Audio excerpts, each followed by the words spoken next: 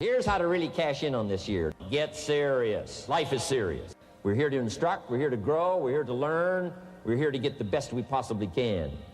Serious. Life is serious. The future is serious. How come such a difference from those who can reach such incredible heights and those who haven't yet found the answers for their life and their health and their future? We just have to ponder that and let that give us a note of seriousness, a note of seriousness. It's serious whether you win or lose. It's serious whether you succeed or fail. It's serious whether you've got a good future carved out for yourself or you do not have. And I'm asking you to take it serious. Take your own future serious. What you can do for your family, take it serious. This is serious business. So that's the first thing I want to bring to you. To have the best year ever this year, get serious. You know, study, learn, grow, change, develop. Never let it be said you didn't learn. Right? If you want to solve your problems, you got to learn. If you want to take advantage of an opportunity, you got to learn.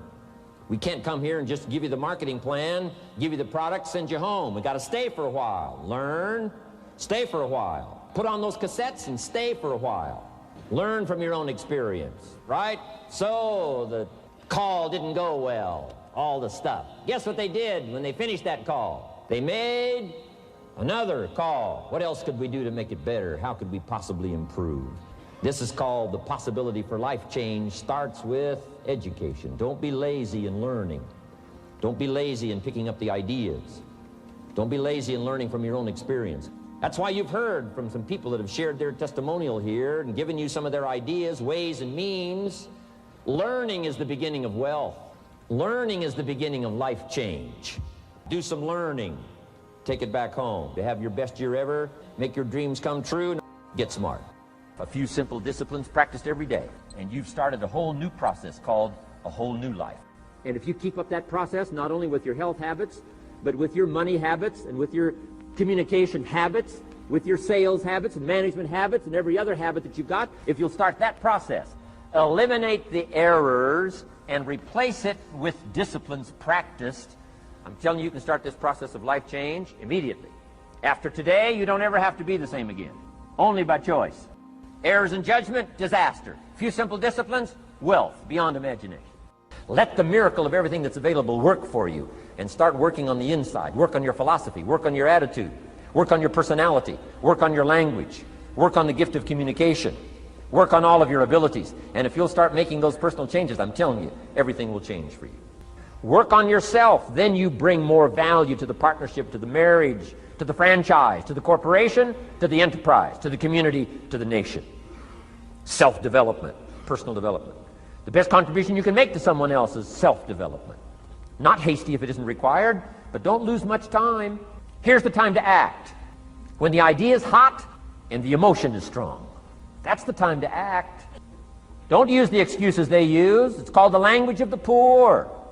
Switch gears, switch language, switch ideas, switch strategy.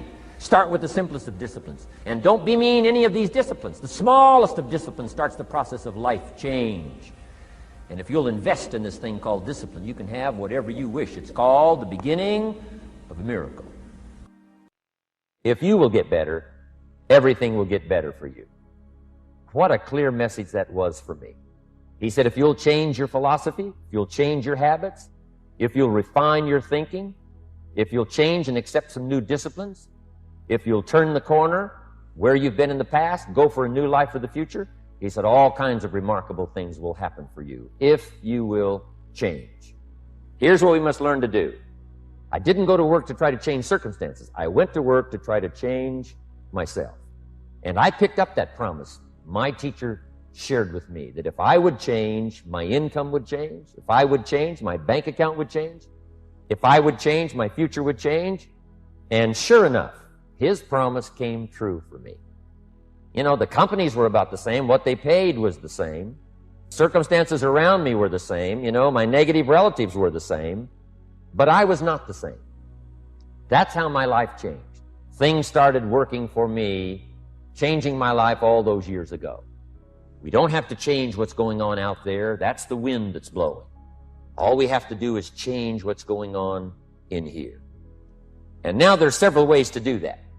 The first subject he called personal development. We must learn from personal experience.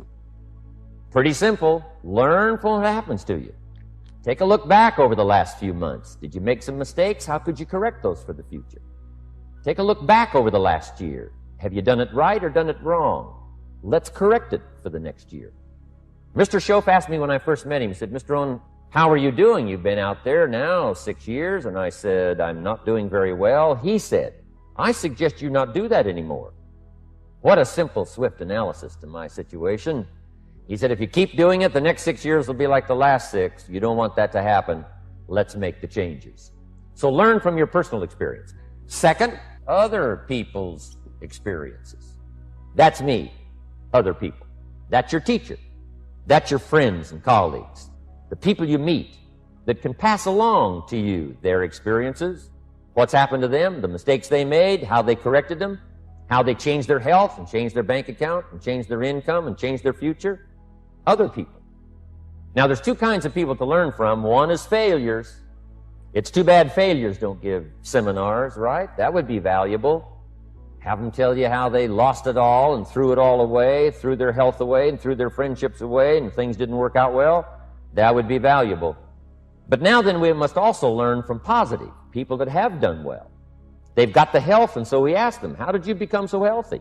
They've got the skills, so we ask them, how did you become this skillful? They've got the income, so we ask them, how did you get here in such a short period of time? So now here's what's important in personal development. In learning from other people, we learn, number one, by observation. We learn what we see. We watch people that are successful in what they do. In sports, we watch their disciplines. In business, we watch their disciplines. Second, we learn by what we hear. Learn by listening. And then listen to the sermon on Sunday morning. Listen to the lectures. Listen to the teacher. Listen to someone who's got something good to say. And then number three is vitally important on personal development, and that is read all the books you can possibly read in your lifetime. Mr. Schoaf got me started on my library. I've got one of the better libraries. And then I started keeping a journal. One of the major things my teacher taught me was to keep a journal. He said, don't trust your memory. If you hear something good, just make a little note and write it down. So I would suggest you do the same. Things that impress you, a poem that impresses you. When you attend a class, some of the ideas that impressed you, jot them down. You read something in a magazine, right? Some ideas. Take those out, put them in your journal. Keep a good journal the rest of your life. This will serve you well. So I want the same thing to happen to you. Value captured that you can resort to later. Go back over it and review it and let it become valuable to you. Work harder on yourself than you do on your job.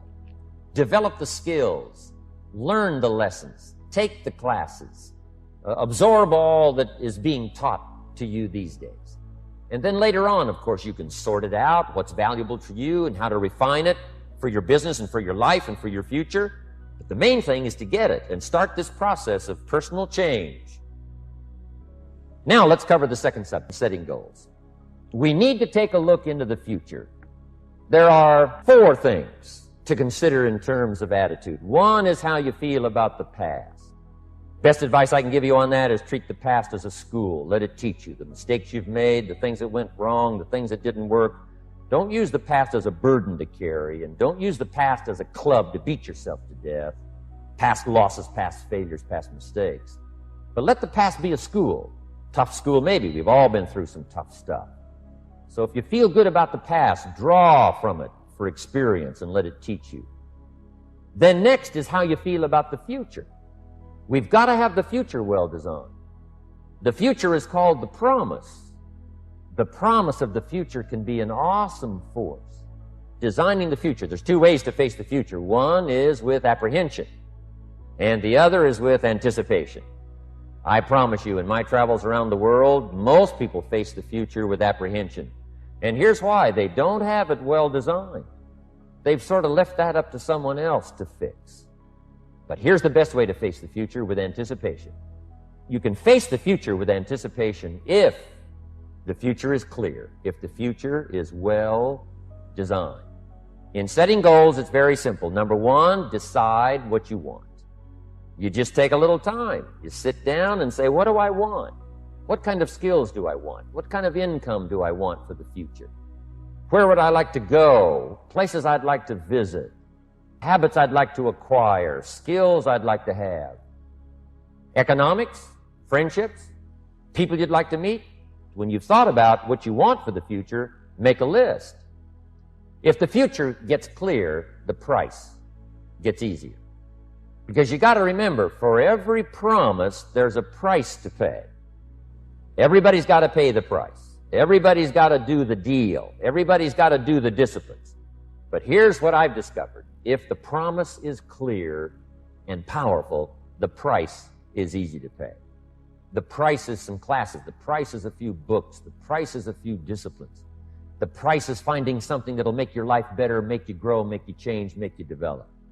So the first part of the key is to design the promise. Then, what is the price to pay? I'm telling you, the price will be easy. If you'll make the promise of the future clear for yourself, all of the values of life that you could possibly want, and be serious about it, I promise you it's an easy price to pay. Anybody can pay it. And the best advice I can give you is, if I can do it, you can do it. Start setting your goals and see if you can't get a better excitement going for the things you want to accomplish for the future. One of the major reasons for setting goals is for what they make of you in achieving them. My teacher advised me when I first got started at age 25, he said, "Jim, why don't you set a goal to become a millionaire? I'm here to help you." And he said, "Here's why. For what it will make of you to achieve it. Set the kind of goals that will make something of you to achieve them." So part of the key here is to set the kind of goals that will make something of you. Don't set them too low so that you don't have to grow and you don't have to read and you don't have to try and you don't have to stretch. Don't set them too low. And then don't sell out. Don't go for something that's going to cost you your virtue or cost you your values or sell out your principles. There's a good middle road here to follow. Goals that will inspire, goals that will help you grow, change, develop, and become better than you are. So if you want something to pull you through all kinds of challenges, all kinds of difficulties, and things that come at you, you got to have something on out there, beyond today, beyond next week, beyond next month, beyond this year, that pulls you into the future. And the clearer it is, the stronger it pulls. The more dynamic it is, the more it affects your life, your spirit, your heart, your soul. It also creates imagination. It gets your mind working on how to achieve that purpose. And if your mind will work, and if your heart works, and if your spirit works, and if you have good input, like good ideas, I'm telling you, there isn't anything you can't accomplish. Ideas gather dust. They don't produce at all by themselves. It's like philosophy is not the end. Philosophy is the beginning. Philosophy must be invested. When I talked about philosophy, attitude, and disciplines, they must be invested. And if you invest philosophy and attitude in disciplines, then they produce results. Here's a good phrase: wisdom uninvested in labor is wasted. Attitude, even the highest of attitude, which is faith. Faith uninvested is wasted, produces nothing. So the name of the game is not faith. The name of the game is not philosophy. The name of the game is to put faith and philosophy into activity so that it starts making progress. Turning nothing into something. Let me give you that formula while I'm on it here. Turning nothing into something. How do you do that? How do you turn nothing into something? Here's how you start. There's 3 steps to it. Number 1, imagination. And try to imagine yourself in those new, worthwhile, unique positions. So imagination starts to change everything.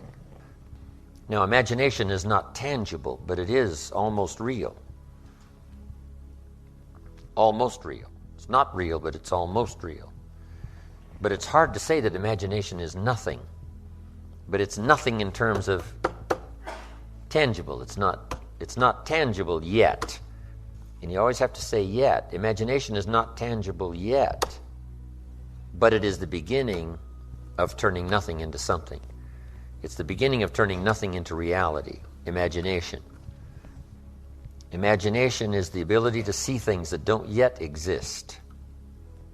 Imagination is real in the sense that it affects. It'll affect your behavior, it'll affect your enthusiasm, it'll affect your emotions. It's real in that sense, but it's not real in the tangible sense. Next is faith. To believe that what you imagine is possible. How would we start to strengthen our belief in that what we imagine is possible to turn it into reality? And there's 2 or 3 ways. One is to believe your own testimony. If you've done it before, why couldn't you do it again? If you've done it once, couldn't you do it the second time? Why not believe in your own testimonial? If I did it before, I can do it again. And that's what's important about personal development. You can lose the money, but not the skill, so who cares about the money? It's like sales. A skill is more valuable than a sale. Sometimes a salesperson says, I need a sale. I said, no, you need a skill. Sales are temporary. Skills are permanent. Now we move to faith to believe that what we imagine is possible. So we study our own testimony. If we've done it before, we can do it again.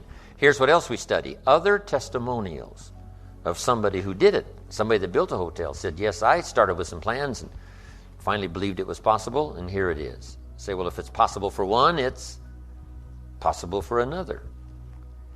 In fact, sometimes when we hear the testimonial, here's how they finished. If I can do it, you can do it. See, that's a classic testimonial that gives us now what we call faith. And one of the ancient wise writers said, faith is generated by what we hear. The vocabulary of what we hear, the vocabulary of what we read.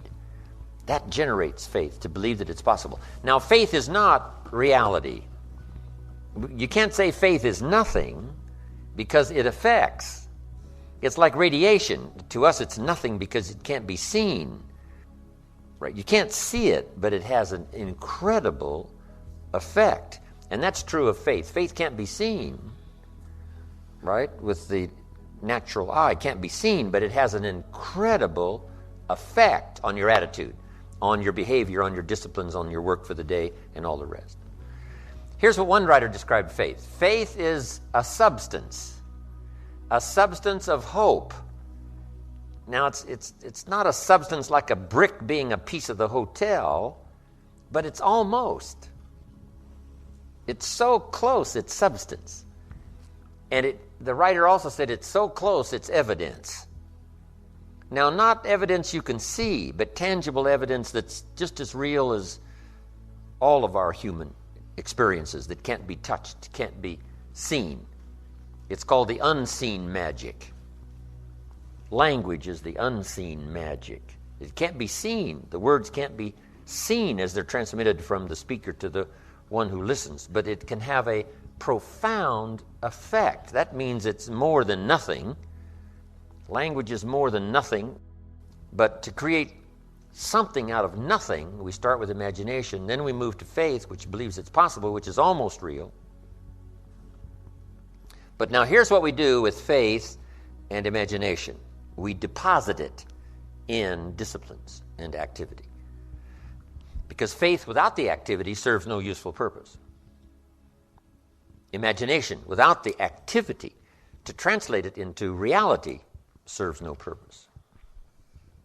But wisdom and faith deposited in activity creates reality. The reality of a career, the reality of a hotel that wasn't there.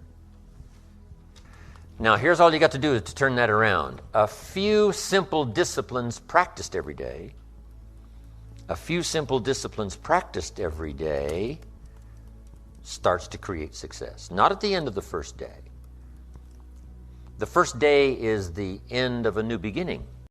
Every new discipline affects the rest. Every new discipline makes a difference. That's why action is so important. The smallest action, the least action. The action that you won't think will matter. It all matters. Take it.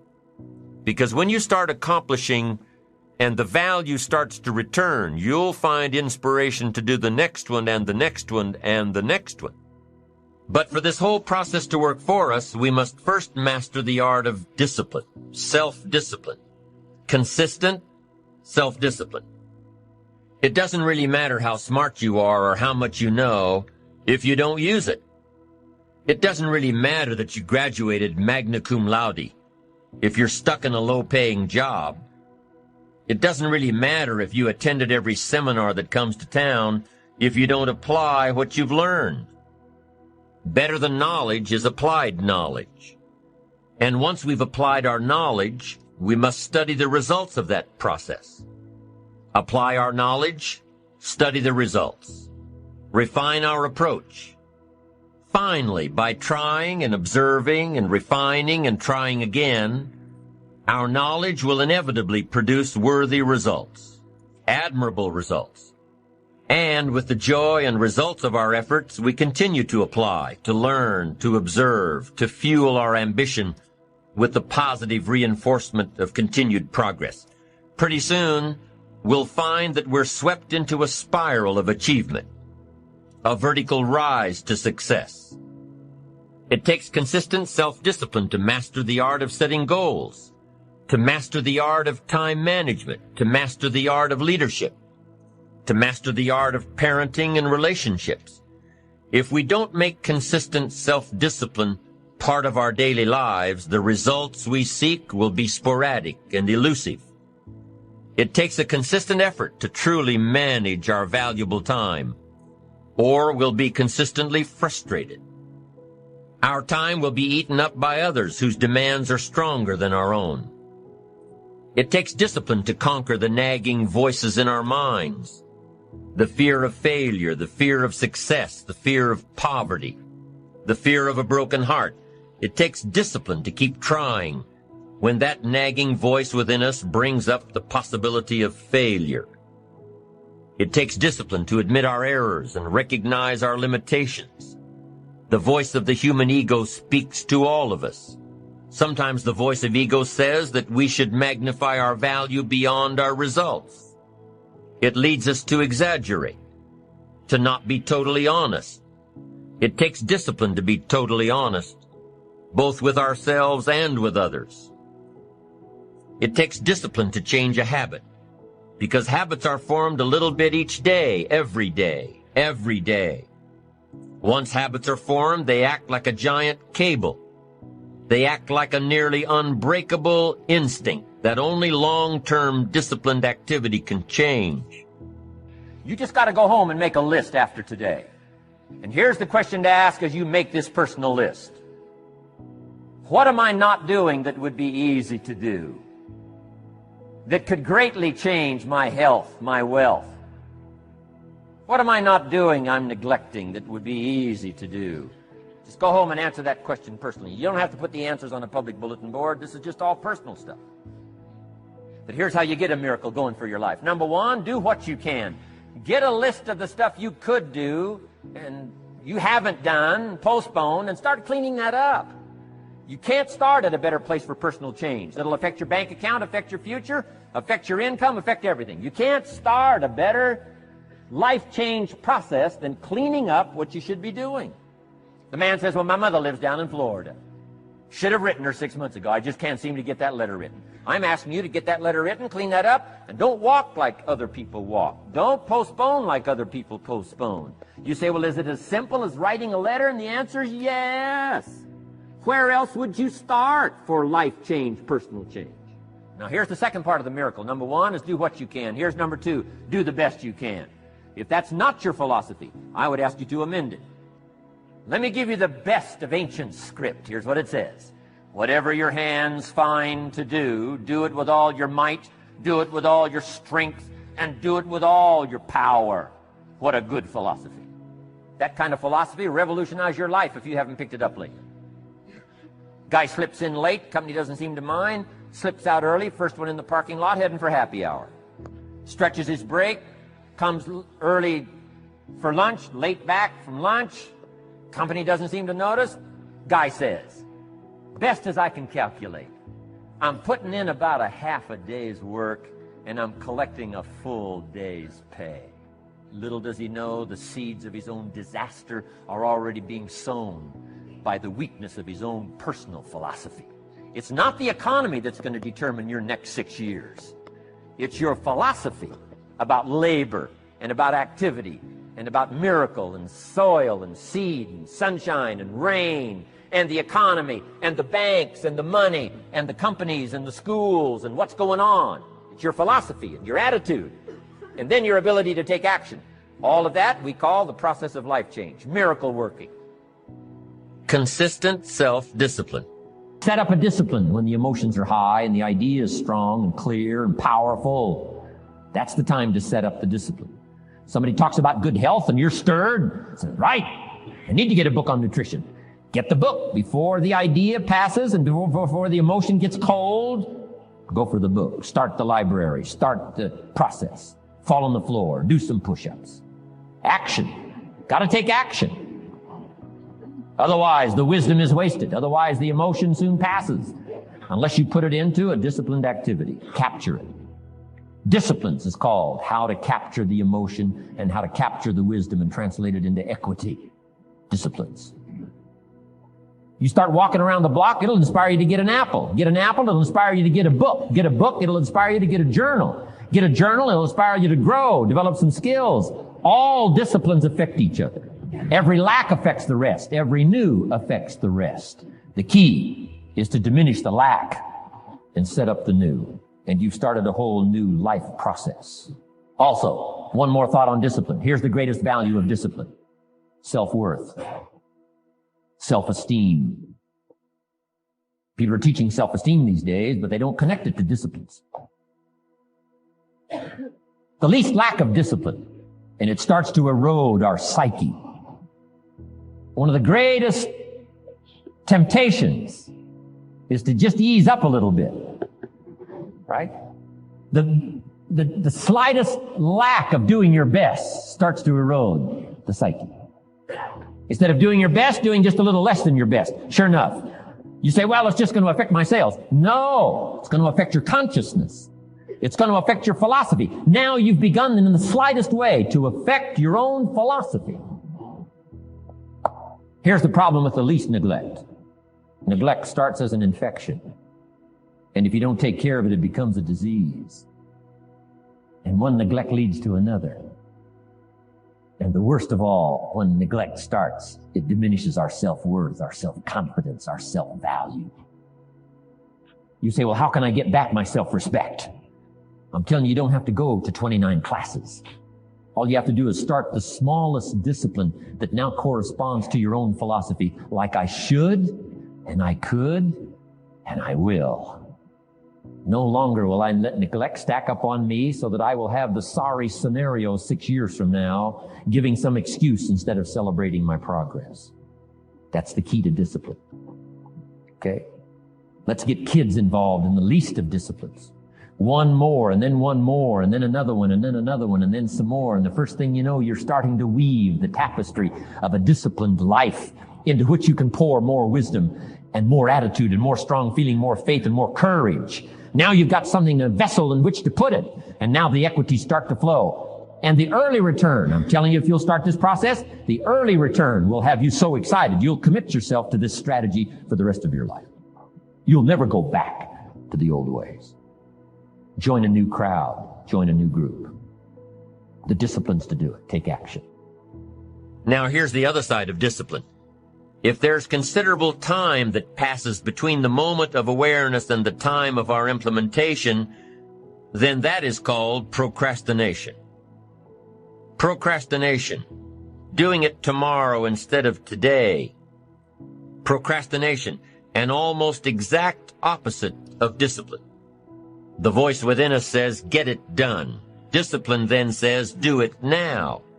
Do it to the best of your ability, today, tomorrow, and always, until finally the worthy deed becomes instinctive.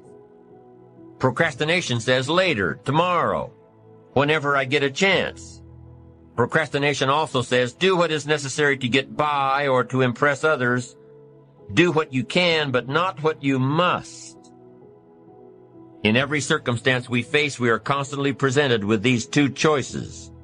Do it now or do it later. Discipline and procrastination. A choice between a disciplined existence, bearing the fruit of achievement and contentment, or procrastination, the easy life for which the future will bear no fruit, only the bare branches of mediocrity. The rewards of a disciplined life are great, but they're often delayed until some time in the future. The rewards for the lack of discipline are immediate, but they are minor in comparison to the immeasurable rewards of consistent self-discipline. An immediate reward for lack of discipline is a fun day at the beach. A future reward of discipline is owning the beach. For most, we choose today's pleasure rather than tomorrow's fortune. So how can you get rid of the easy distractions? How can you keep your mind on what you're trying to do? How can you keep an attitude of doing it all and doing it now? How can you make the choice of discipline over procrastination? How can you stay focused on your ambitions? How can you avoid conversations at the water cooler? You can keep your focus on your work. You can get it done today instead of tomorrow. You've got to really work on your consistent self-discipline on a daily basis, or you'll find yourself distracted. Distracted by negative thoughts, distracted by negative people, distracted by water cooler chatter, and pretty soon, depending on the type of people you've associated with, distracted by your doubts within yourself. Never underestimate the power of influence and associations, and never underestimate the power of your own consistent self-discipline.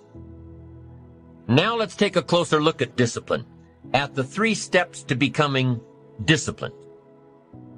First, true discipline is not the easiest option. Most people would rather sleep until 10 o'clock than get up at 6. It's easier to go to bed late, sleep late, show up late, leave early. It's easier not to read. It's easier to turn on the television than to open a book. It's easier to do just enough than to do it all. Waiting is always easier than acting. Trying is always easier than doing. Imagine what life would be like if we didn't have to make our bed in the morning, or keep our garage clean, or pay our taxes, or show up for work tomorrow. Wouldn't it be fascinating if we didn't have to do these things? Wouldn't it be fascinating? What do you suppose would become of us? You're right. Not much. For whatever the reason, the system we live in and contribute to is designed to make the easiest things in life the most unprofitable. Profitable seems to be the most difficult. Our world is and always will be a constant battle between the life of ease and its momentary rewards and a life of discipline and its far more significant rewards. Each has its own price, the price of discipline or the price of regret. The second lesson of discipline is that it's a full-time activity. And we've said that the best form of discipline is consistent self-discipline. You see, the discipline that it takes to make your bed every day is the same discipline necessary for success in the world of business. The discipline to organize your garage is the same discipline to organize your business. All disciplines carry through to affect all parts of our lives. If we're disciplined in just one area and lazy in another, guess what? Pretty soon, the lazy side will creep in and destroy the disciplined side. The bad habits in one area of our life will eventually destroy our self-discipline in the areas we've been working on. Consistency cannot be inconsistent. Discipline is the mind being trained to control our lives. Discipline is a set of standards which we've selected as a personal code of conduct. Discipline is imposing on ourselves the requirements for honoring these standards. Once we've adopted these standards of behavior and conduct, we're committed to honor them. And if we don't, then there can be no disciplined activity. Here's the third step to becoming consistently self-disciplined. Number one is realizing that discipline isn't the easiest option. Number two, discipline is a full-time activity, day by day, every day. And the third step to becoming self-disciplined is really a philosophy that holds one of life's unique promises. Number three simply says, for every disciplined effort, there is a multiple reward. That's one of life's great arrangements. Life is full of laws that both govern and explain behaviors. But this may well be the major law we need to understand. For every disciplined effort, a multiple reward. For every disciplined effort, a multiple reward. What a concept. If you render unique service, your reward will be multiplied. If you're fair and honest and patient with others, your reward will be multiplied. If you give more than you expect to receive, your reward is more than you expect. But remember, the key word here, as you might well imagine, is discipline. Everything of value requires care and attention. Everything of value requires discipline. Children require discipline. They must have a structure built for them. They must have boundaries to work within so they feel secure and comfortable to explore and grow. They must learn to recognize what's right and what's wrong, what's acceptable behavior, what's not acceptable. Children require unwavering discipline, consistent discipline, or they'll be confused as to how they're supposed to behave. The most valuable form of discipline is the one that you impose on yourself. Don't wait for things to deteriorate so drastically that someone else must impose discipline into your life. Wouldn't that be tragic? How could you possibly explain the fact that someone else thought more of you than you thought of yourself? That they forced you to get up early and get out into the marketplace when you would have been content to let success go to someone else who cared more about themselves? Your life, my life, the life of each one of us is going to serve as either a warning or an example. In the end, it is your own discipline that acts as the magic catalyst to give substance and depth to your ambition, to achieve your own plans and dreams, to have what you want to have, and to become what you want to become. Your consistent self-discipline is the magic catalyst. Humans also need words. Words nourish the mind. Words give life. Words create insight. Because there's more than one way to see. If we see with our eyes, we call that sight. But there's another way to see called insight. That's why we come, gather for a couple of days, attend the classes, go to the training, read the books, do all the stuff, is to develop more insight. Letting our mind be nourished to think, ponder, and wonder, and conceive ideas, projects, purpose, give structure to something for the future, whether it's better health or better career, better future. Next, the mind needs to be exercised. And we talked a bit about that earlier. Exercised by debate, exercised by reading both sides of the debate, both sides of the question. Major life issues, major political issues. Don't leave yourself out of the great debate. One, the mind needs to be nourished by ideas. Second, it needs to be refined and stimulated and exercised by debate. We need both sides of the human drama represented. The reason why the Bible is such a classic book in studying all kinds of stories is because the Bible is full of stories on both sides, the evil side and the good side. The Bible said, Old Testament said, this king came to power and he was a good king and he ruled for 18 years. And then it says the next king came to power and he was a bad king and he put up idols. He became the bad king. So it reads good king, bad king, showing both sides of the human spectrum and drama. Some stories that we read in the Bible of people to admire, others are people to despise. In your library, you need a book on Gandhi and you need a book on Hitler. One book to show you how noble someone's aspirations can be, and the other book to show you how despicable and how evil someone's goals can be. Both sides we study, good and evil, one we love and one we hate. We study illness, we study health. Someone says, well, you can't study the negative things. You have to study the negative things.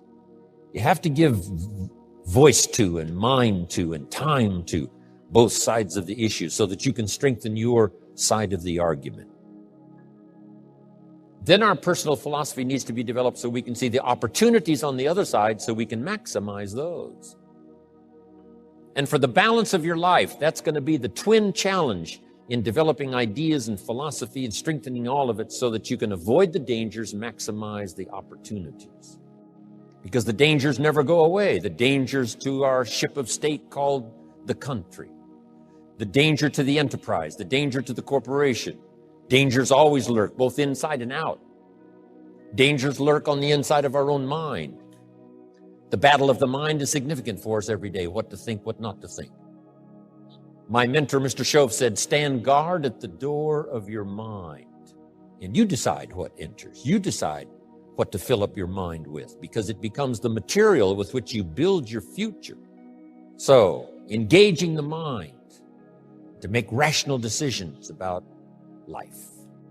Beware of the thief on the street that's after your purse, but also beware of the thief in your mind that's after your promise. The thief in your mind that says you're too short, you're too tall, you've never done it before. What makes you think you can do it now? It's not going to work for you.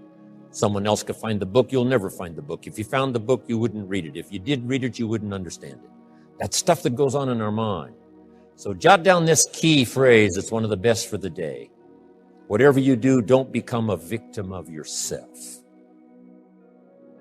As you engage in this debate, what to eat, what not to eat, where to go, where not to go, what to say, what not to say, what to do, what not to do. Make sure that you strengthen the positive side of this argument with yourself so that day by day you become healthier, day by day you become stronger, day by day you become wiser.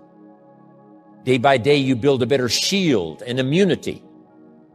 An inside immunity to ward off disease, but an outside immunity to ward off all the negative and all the trash and all the stuff that would not enhance your personal development nor your promise for the future. So this is so important in understanding the mind. Feed it. We call it food for thought. That's what a big share of this whole seminar is all about these 3 days, is providing food to think about, thoughts to think about, and then ideas to debate. And it's not necessarily what's right or what's wrong, but what's better, what's best. This is okay, but this would be better. With this, yes, you can manage, but with this, you can flourish. With this, you can exist. With this, you can live a fantastic life. So, exercising the mind. Now, to develop the mind, you need a good library. Let me give you 3 parts to your library. Number 1 is your visual library. Zig and I and others have put things on video so you can see it. We ask you to come here today and see what's going on. So part of it comes by visual. Come and see. And then if it's on video, you can see it again and again and again. Key phrase, repetition is the mother of learning.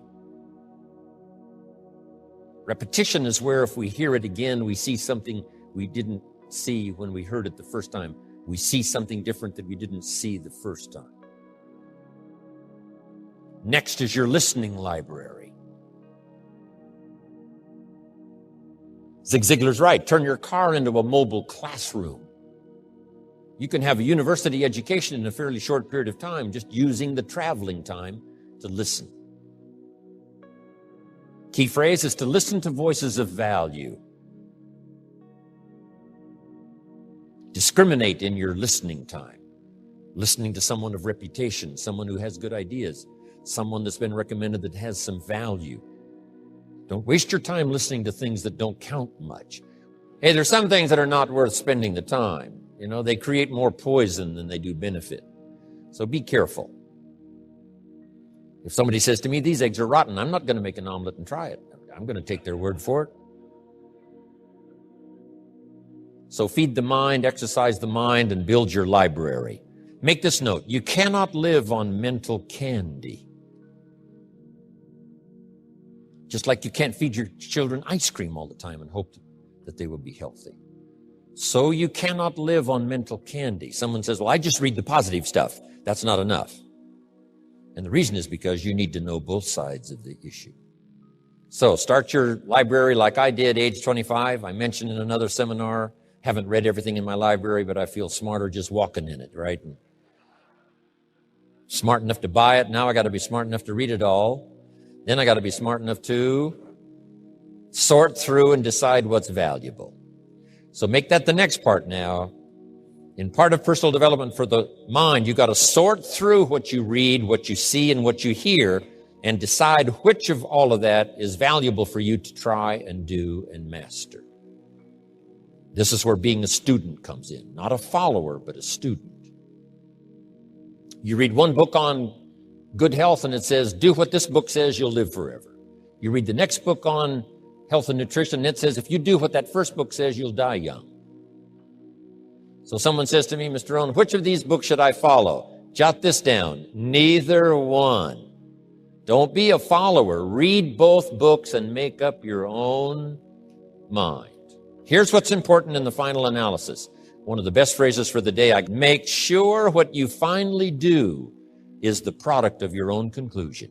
Make sure what you finally do is the product of your own conclusion. Meaning you don't just follow, but you listen to both sides of the argument. You listen to the controversy. You try to master the points on both sides or three sides or whatever.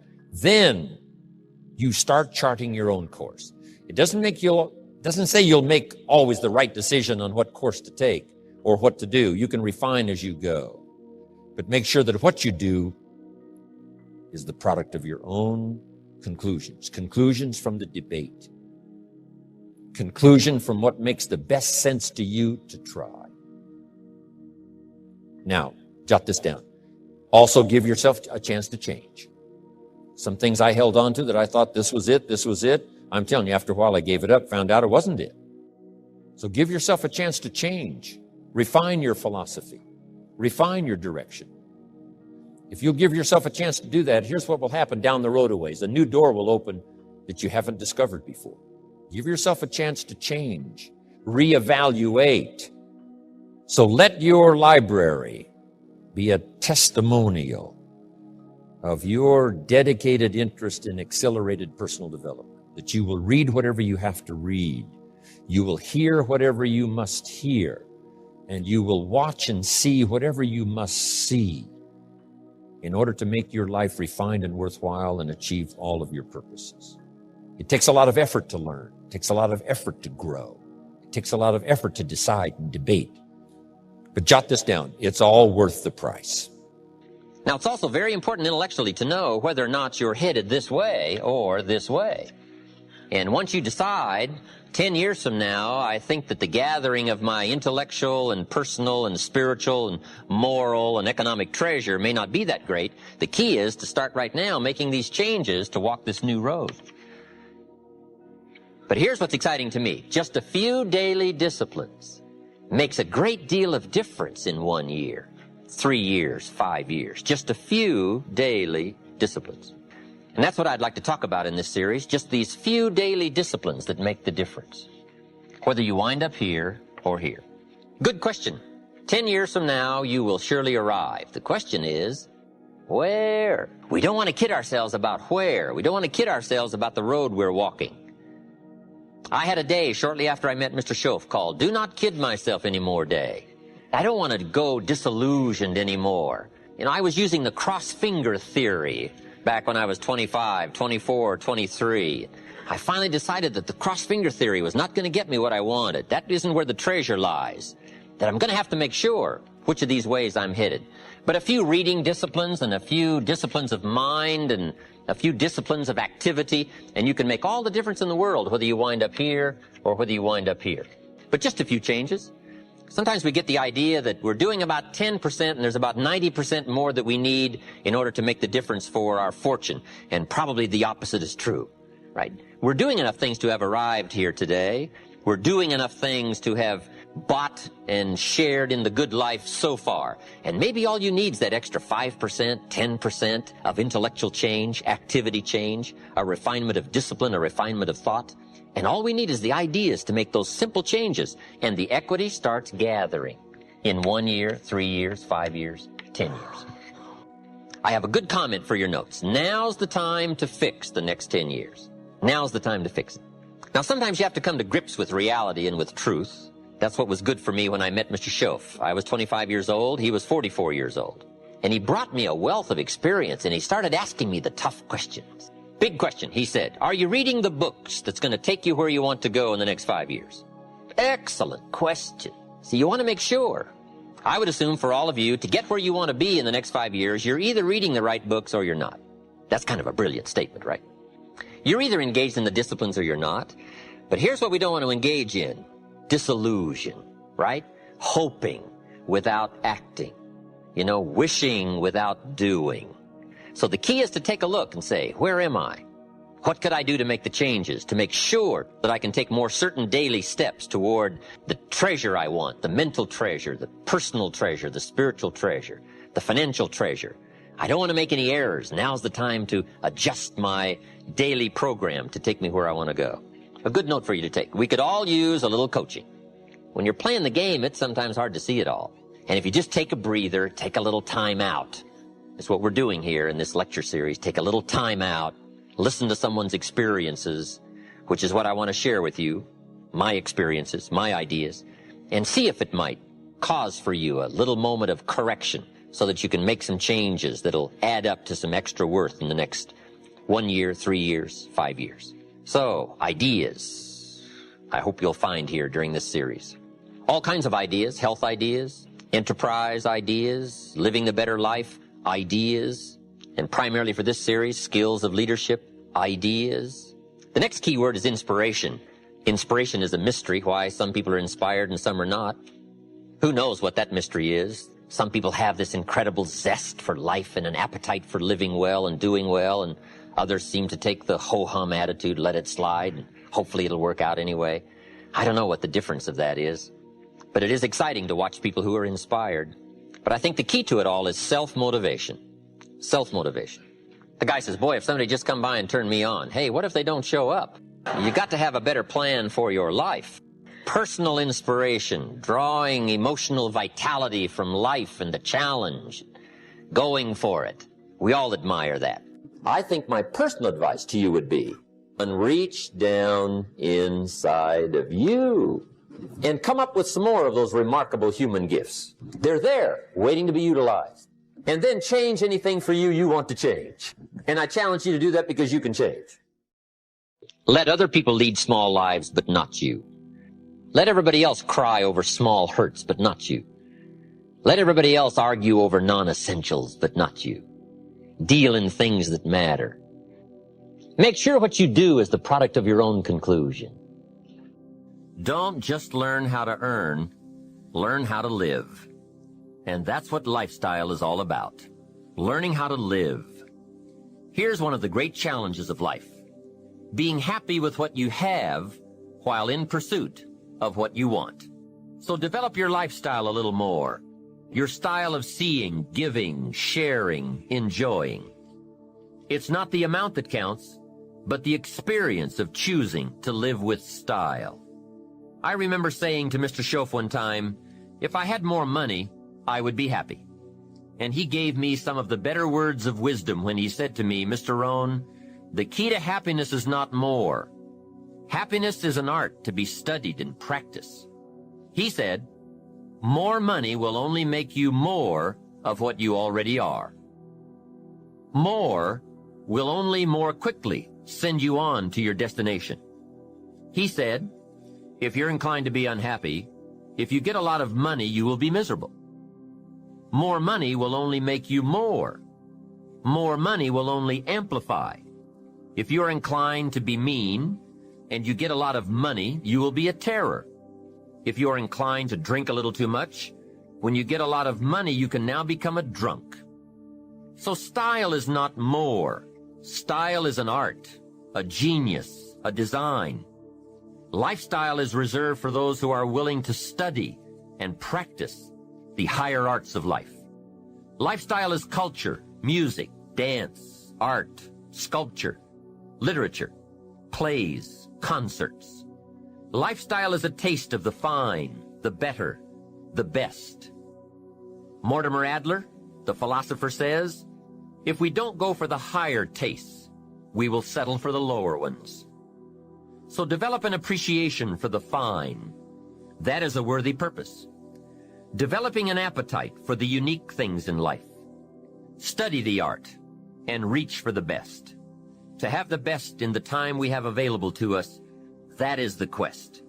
Remember, it's not the amount, it's the imagination. Be somebody. That's a good challenge. Be somebody. Be somebody wise. Be somebody strong. Strength is attractive. Be somebody kind. Now consider this. Some people have plenty of beautiful things filling their days, but they get little happiness from them. Some people have money, but they have trouble finding joy in their lives. Imagine a father wads up a $5 bill and throws it at his son, saying, "Here, if you need the darn stuff that bad, take it." Same money, poor style. And remember, it's not the amount that counts. It's the style that counts.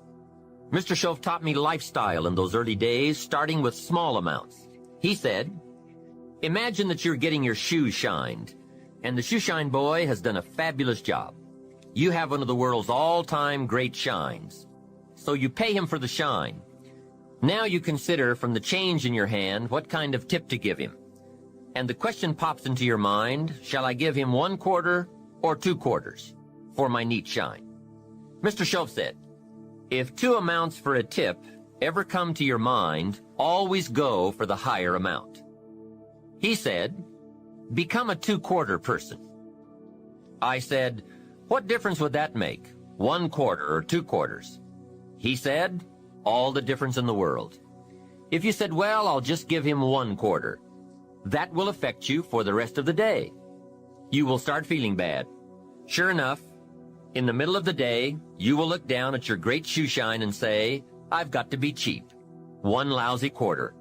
That will affect you. However, if you go for 2 quarters, Schoaf said you can't believe the feeling you can buy for another quarter.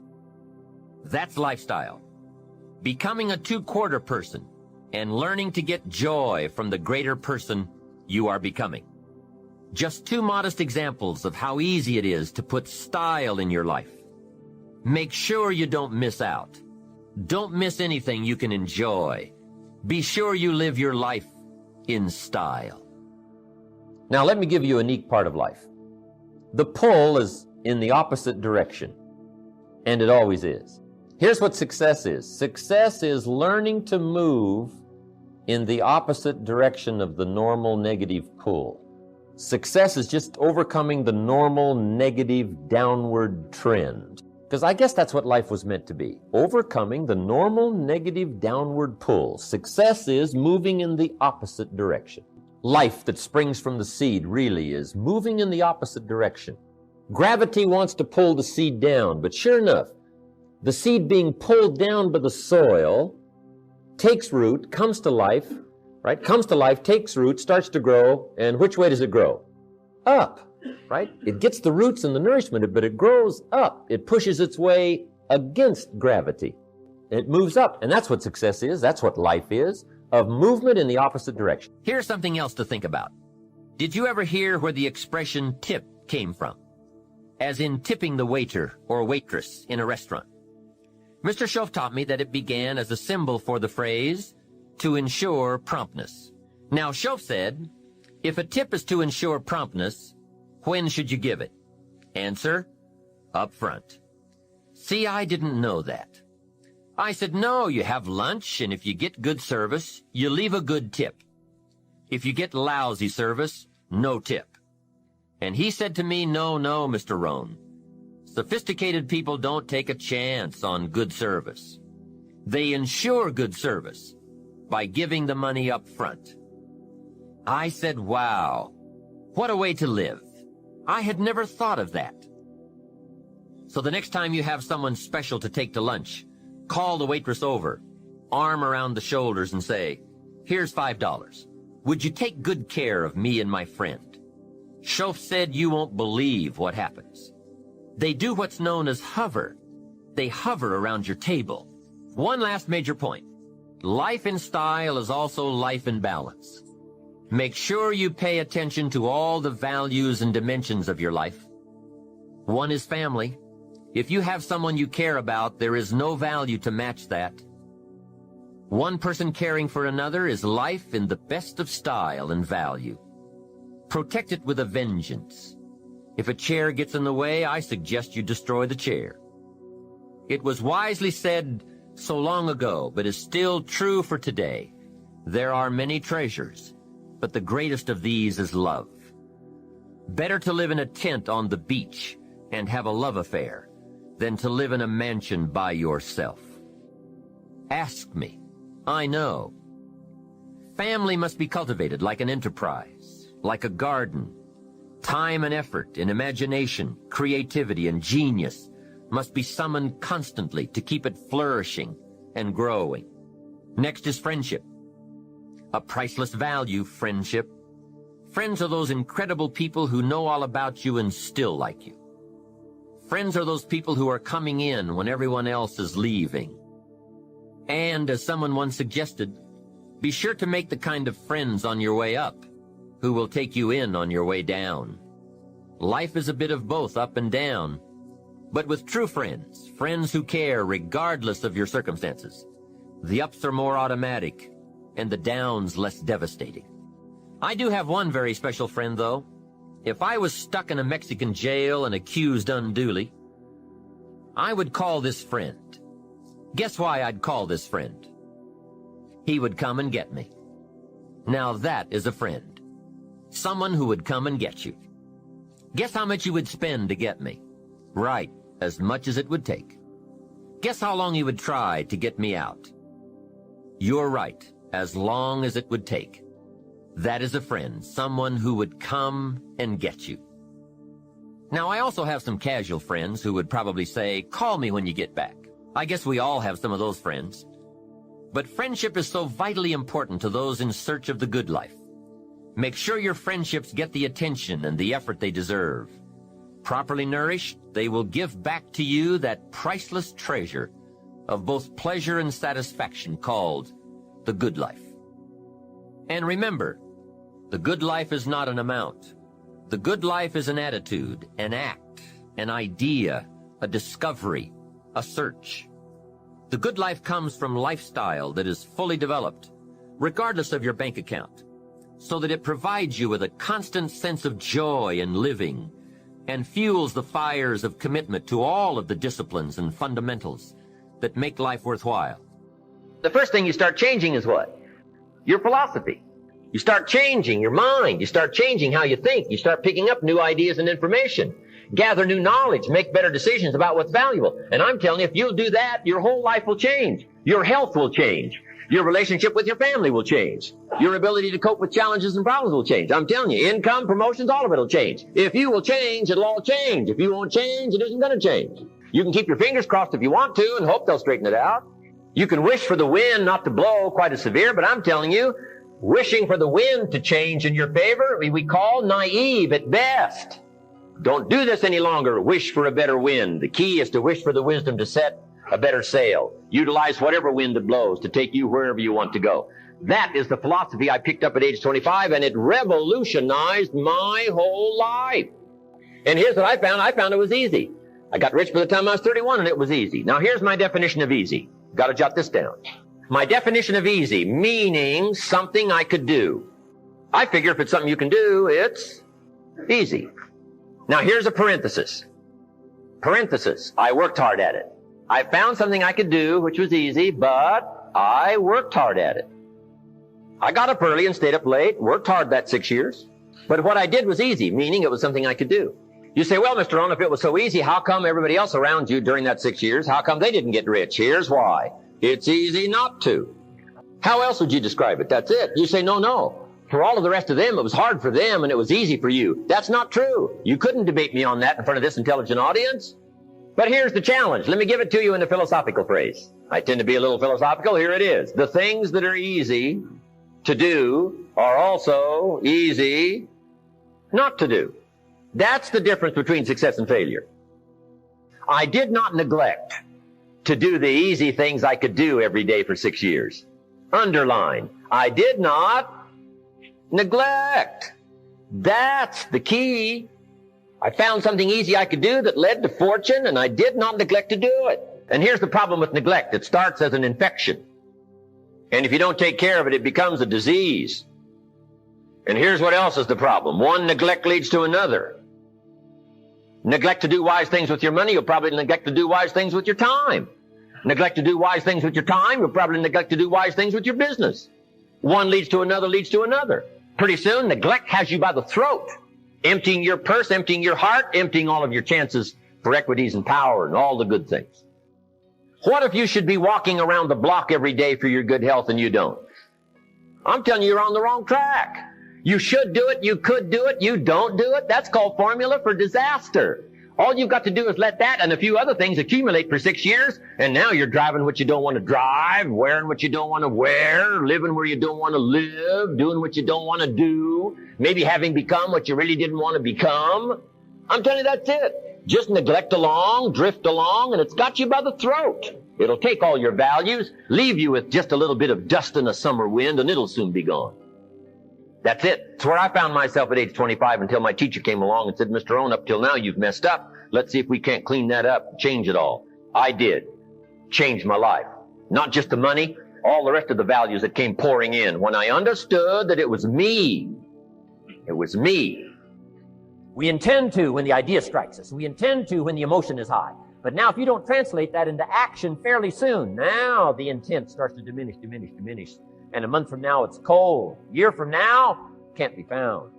So act. Set up a discipline when the emotions are high and the idea is strong and clear and powerful. That's the time to set up the discipline. Somebody talks about good health and you're stirred. Right. You need to get a book on nutrition. Get the book before the idea passes and before the emotion gets cold. Go for the book. Start the library. Start the process. Fall on the floor. Do some push-ups. Action. Got to take action. Now, here's what's important about disciplines. All disciplines affect each other. In fact, here's a good philosophical phrase. Everything affects everything else. Nothing stands alone. Don't be naive in saying, well, this doesn't matter. I'm telling you, everything matters. There are some things that matter more than others, but there isn't anything that doesn't matter. That's why action is so important. The least action, the smallest action. Take it. Because when you start accomplishing and the value starts to return from that one action, it'll inspire you to do the next one and the next one and the next one. You start walking around the block, it'll inspire you to get an apple. Get an apple, it'll inspire you to get a book. Get a book, it'll inspire you to get a journal. Get a journal, it'll inspire you to grow, develop some skills. All disciplines affect each other. Every lack affects the rest. Every new affects the rest. The key is to diminish the lack and set up the new. And you've started a whole new life process. Also, one more thought on discipline. Here's the greatest value of discipline. Self-worth. Self-esteem. People are teaching self-esteem these days, but they don't connect it to discipline. The least lack of discipline, and it starts to erode our psyche. One of the greatest temptations is to just ease up a little bit. The slightest lack of doing your best starts to erode the psyche. Instead of doing your best, doing just a little less than your best. Sure enough. You say, well, it's just going to affect my sales. No, it's going to affect your consciousness. It's going to affect your philosophy. Now you've begun in the slightest way to affect your own philosophy. I got better day by day and week by week and month by month, and I'm asking you to do the same thing until you can develop a long arm and a long reach, until you can develop influence that won't quit. Touch people next year you couldn't touch this year. Touch people now you couldn't touch before. Conduct a meeting now you couldn't conduct before. Heart and soul now mixed in there that wasn't theirs, missing before. I'm asking all of you to get better in spite of the winters, in spite of the downturn. The money downturn, the social downturn, the personal downturn, whatever it is. Just get stronger. Get better.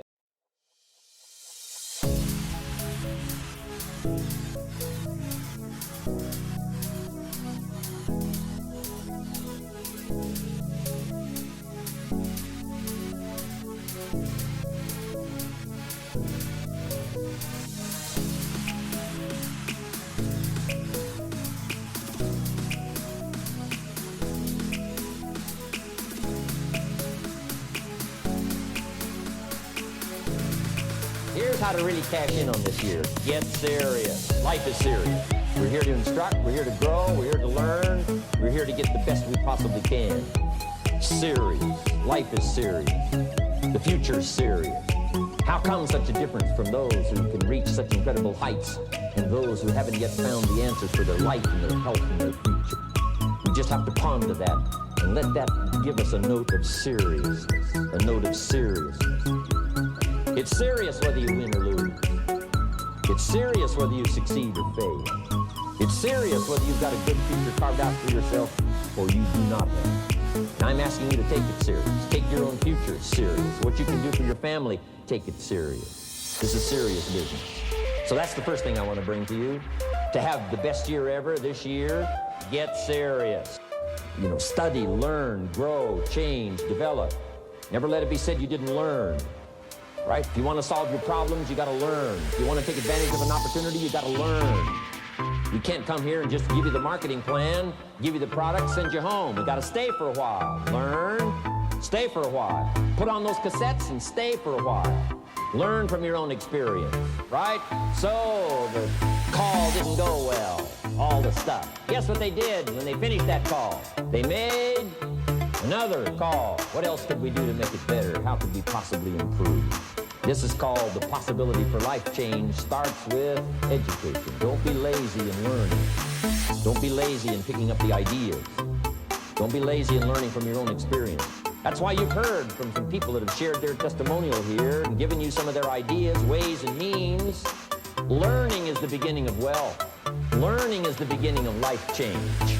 Do some learning. Take it back home. To have your best year ever, make your dreams come true, get smart.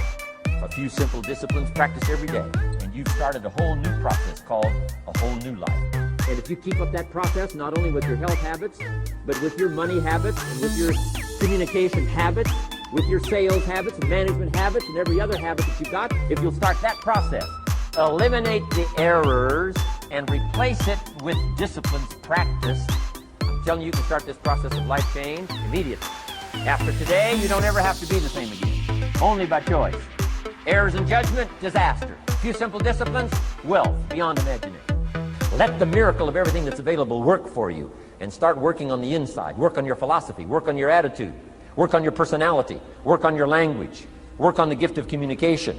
Work on all of your abilities. And if you'll start making those personal changes, I'm telling you, everything will change for you. Work on yourself. Then you bring more value to the partnership, to the marriage, to the franchise, to the corporation, to the enterprise, to the community, to the nation. Self-development, personal development. The best contribution you can make to someone else is self-development. Not hasty if it isn't required, but don't lose much time. Here's the time to act. When the idea is hot and the emotion is strong. That's the time to act. Don't use the excuses they use. It's called the language of the poor. Switch gears, switch language, switch ideas, switch strategy. Start with the simplest of disciplines. And don't bemean any of these disciplines. The smallest of disciplines starts the process of life change. And if you'll invest in this thing called discipline, you can have whatever you wish. It's called the beginning of a miracle. If you will get better, everything will get better for you. What a clear message that was for me.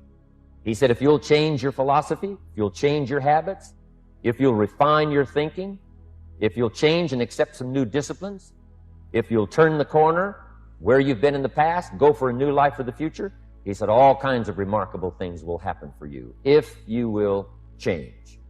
Here's what we must learn to do. I didn't go to work to try to change circumstances. I went to work to try to change myself. And I picked up that promise. My teacher shared with me that if I would change, my income would change. If I would change, my bank account would change. If I would change, my future would change.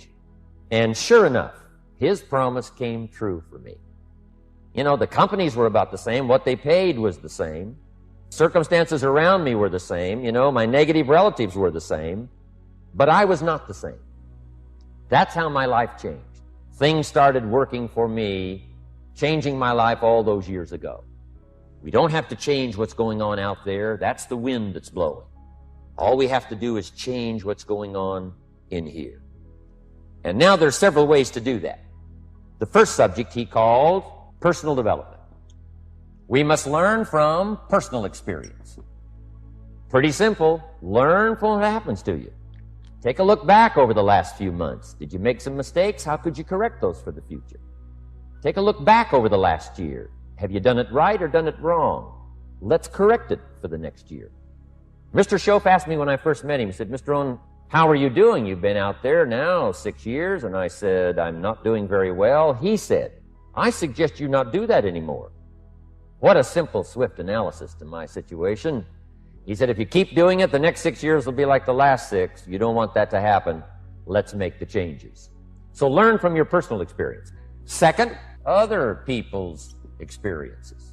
That's me, other people. That's your teacher. That's your friends and colleagues. The people you meet that can pass along to you their experiences, what's happened to them, the mistakes they made, how they corrected them, how they changed their health and changed their bank account and changed their income and changed their future. Other people. Now, there's two kinds of people to learn from. One is failures. It's too bad failures don't give seminars, right? That would be valuable. Have them tell you how they lost it all and threw it all away, threw their health away and threw their friendships away and things didn't work out well. That would be valuable. But now then we must also learn from positive, people that have done well. They've got the health, and so we ask them, how did you become so healthy?